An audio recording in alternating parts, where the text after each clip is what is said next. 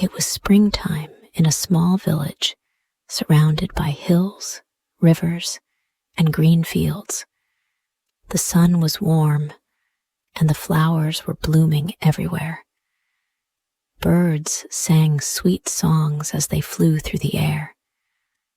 In a little house on the edge of the village, Elda, a kind and gentle woman, sat by the window. Her heart was heavy with longing. Elda loved nature.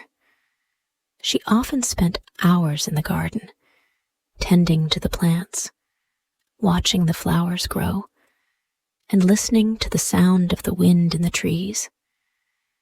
But for all her love of the earth, there was something missing in her life.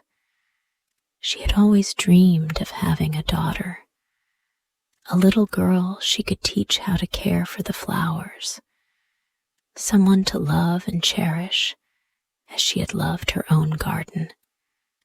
One afternoon, as the sun began to set, Elda walked to the corner of the garden where an old tree stood. Its branches were twisted and its leaves were few. It looked as if it had been forgotten by time. Elda sat down beside it, resting her head on her knees. She spoke softly to the tree. "If I had a child, I would love them as much as the earth loves the flowers. I would care for them and teach them everything I know." As the words left her mouth, a gentle breeze blew through the garden. Elda closed her eyes for a moment, feeling a deep sense of peace.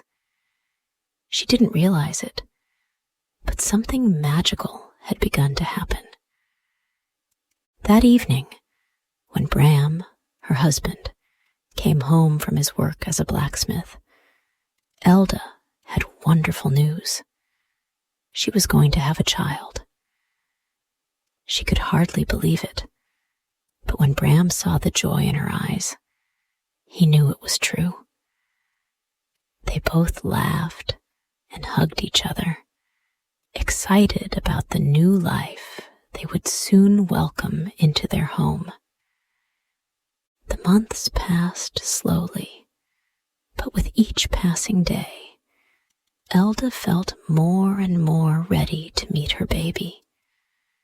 The whole village knew about Elda's wish, and many people came to visit her during the months of her pregnancy. Everyone admired how beautiful Elda looked, even though she was tired and her back ached. She always smiled and talked about the little girl she would soon hold in her arms. Finally, the day came. Elda gave birth to a beautiful baby girl, Nina. She was as perfect as a flower, with bright eyes and soft, golden hair. Elda held her in her arms and smiled with joy. This was the daughter she had always dreamed of. Bram was just as happy, and they both promised to love Nina with all their hearts. But after Nina was born, Elda's health began to fade. She grew weaker each day, and despite the care Bram gave her, she couldn't get better. Elda's body became frail, and her once bright eyes lost their shine. One morning, after a long night of rest, Elda closed her eyes for the last time. Bram was heartbroken. He didn't know how to continue without his beloved wife. Alden, their son, was devastated. He was only 9 years old, but he could understand that something terrible had happened.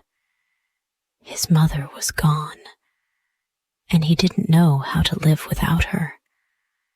After Elda's death, Bram felt alone. He had to care for both Alden and Nina. he did his best to keep their home running smoothly. But there was always a sadness in his heart that never went away. He missed Elda deeply and couldn't help but feel lost without her. Several months later, Bram met a woman named Sibyl. She was from a neighboring village, and she seemed kind and strong. She had been through hard times too, and she promised to care for Bram and his children. After some time, Bram married Sibyl, hoping that she would be able to fill the emptiness left by Elda's death. Sibyl was different from Elda. She had a sharp tongue and a proud manner. She often made the decisions in the house, and she wasn't kind to Alden. In fact, she hardly seemed to care for him at all. She treated Nina, however, with love and attention. It was clear to Alden that Sibyl favored his younger sister, and it made him feel even more alone than before. Alden worked hard to help his father and take care of Nina, but no matter what he did, it seemed like Sibyl was never happy with him. She would often scold him for the smallest mistakes, calling him lazy and unhelpful. She made Alden do most of the chores around the house, while Nina played with dolls or helped Sibyl in the kitchen. Alden missed his mother deeply. He remembered how Elda used to tell him that the garden was the most beautiful place in the world. After Elda died, the garden had started to wither.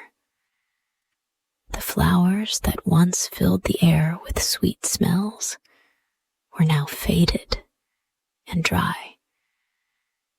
Sibyl didn't care about the garden. She thought it was a waste of time. She didn't see the beauty in it the way Elda had. One morning, as Alden walked past the garden, he stopped to look at the flowers. He could see the memories of his mother in the flowers she had once planted. She had worked so hard in the garden, and now it was dying. Alden knew that if someone didn't take care of it, it would disappear completely. Sibyl never bothered with the garden. She only cared about keeping the house clean and making sure Nina was happy. Alden had always loved the garden, and it was one of the few things that made him feel close to his mother. So he decided to take care of it. Every morning, while Sibyl was busy with her own work, Alden would sneak out into the garden.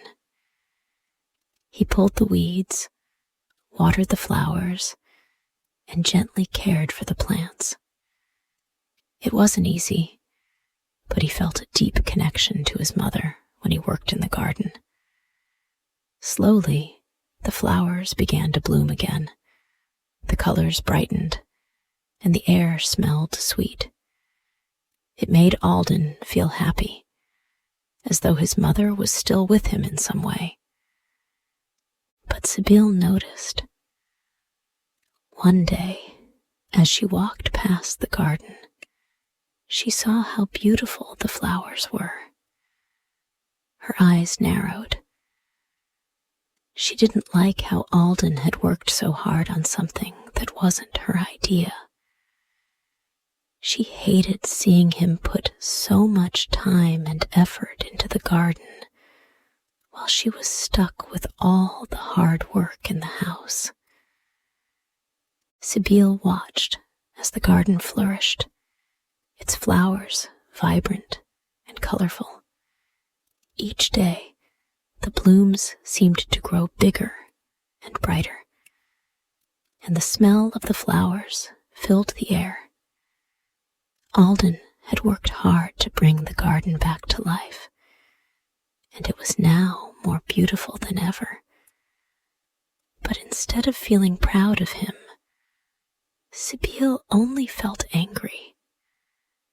She didn't want anyone to have something that she couldn't control, especially something as small as a garden. One day, as Alden was in the garden picking flowers, Sibylle stood by the door, watching him. He was kneeling on the ground, carefully selecting the brightest blossoms. The sight made her blood boil. "You're wasting your time," she shouted, her voice sharp like a whip. "What good are flowers? We need food, not silly plants." Alden stood up quickly, startled by her sudden outburst. He wiped his hands on his pants and tried to explain. "I'm not wasting time, Sibylle. This garden makes me feel closer to Mother. She always loved the flowers here." But Sibylle didn't care about Elda. She had no love for Alden's memories. All she saw was the garden as a symbol of her failure. "Your mother is gone," Sibylle said coldly. "Stop dreaming about things that don't matter. Go do something useful." Alden's heart sank. He had always tried to please Sibylle, but no matter what he did, she never seemed to care. He turned his back on her, focusing on the garden again. He didn't know what else to say. Sibylle walked away, muttering angrily under her breath. She felt something stir inside her, an emotion she didn't like. It was jealousy. She was jealous of the way Alden had brought the garden back to life, and she hated how much attention he gave to it. She had no control over the flowers, and that made her feel small and powerless. The next morning, the air was cool, and the sky was a soft blue. Alden went out to the garden early, eager to see the flowers and make sure they were thriving. He worked quietly, pulling out weeds and watering the plants. His heart felt peaceful in the garden, as if the earth was listening to him. Sibylle was inside, cleaning and preparing breakfast for Nina. But when she saw Alden in the garden, her anger flared again. He was too focused on something that didn't matter. It was frustrating to her. Alden had just picked a handful of flowers when Sibylle appeared at the door. "Enough!" she shouted. "I've told you before, stop wasting time on these flowers. Go help with the work in the village. We need food, not more silly plants." Alden looked up at her, his face filled with confusion. "I'm not wasting time. I just wanted to pick some flowers. It makes me feel better." Sibylle's face twisted in anger. "You are selfish," she yelled. "You never listen to me." Before Alden could respond, Sibylle strode toward him, pushing him roughly aside. She didn't care if he fell or got hurt. She just wanted him to stop. But in the struggle, Alden lost his balance and stumbled backward, falling toward the well that stood at the edge of the garden. It was deep with water that seemed still and dark. Alden screamed as he fell, his hands reaching out in vain to grab something, but it was too late. He hit the edge of the well and fell inside, his body disappearing into the darkness below. Sibylle stood frozen, her heart racing. She had not meant for this to happen. She had only wanted him to stop. But now, Alden was gone. At first, she panicked. She looked around, as if hoping someone might appear to help. But there was no one. The garden was quiet, and the house was far away. Sibylle felt a terrible fear take over. She couldn't let anyone know what had happened. What if Bram found out? What if everyone found out how she had pushed him? With trembling hands, Sibylle pulled herself together. She walked to the well, her heart pounding in her chest. There was no time to waste. Quickly, she looked around, making sure no one could see her. Then, she hid Alden's body in the garden, covering him with dirt and flowers so that no one would ever know. Now, from this point, the story will be continued in the next part.